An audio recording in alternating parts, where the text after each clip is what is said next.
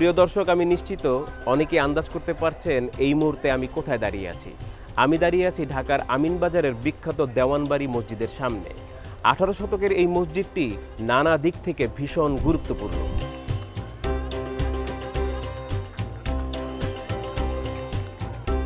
শুধু প্রত্নতাত্ত্বিক দিক থেকেই মসজিদটি গুরুত্বপূর্ণ নয়, বাংলাদেশের চলচ্চিত্রের সঙ্গেও এই মসজিদটি ওতপ্রোতভাবে জড়িত।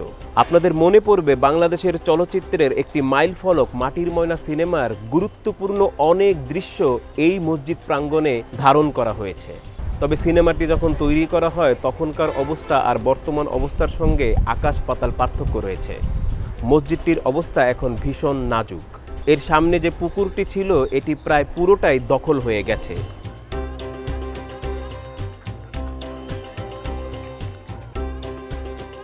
মসজিদের এবং মসজিদের আশেপাশের জমিতে উঠেছে বিভিন্ন ভবন ও দোকানপাট।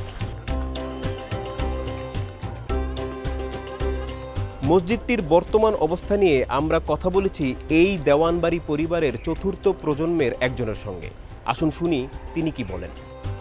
যদিও রাজুক থেকে এটা অধিভুক্ত ঘোষণা করেছে বাড়ি সহ সব কিছু, কিন্তু কার্যতভাবে এটার কোনো নিয়ন্ত্রণ নেই।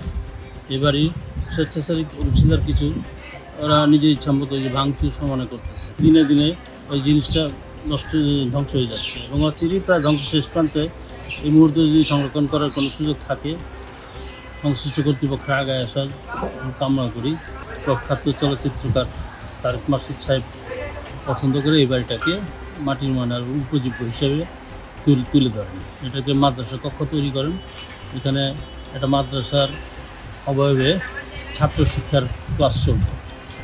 মসজিদে নামাজ হতো অক্ষ অনুসারে নামাজের আবার সামনে পুকুরটা, কিন্তু আমরা কোনো অর্থ করে নিয়ে নিই, কারণ আমাদের ঐতিহ্য হিসাবে আমরা এটা সুনাম অক্ষুণ্ণ করার জন্য এবং প্রচার করার জন্য আমরা দিয়েছি।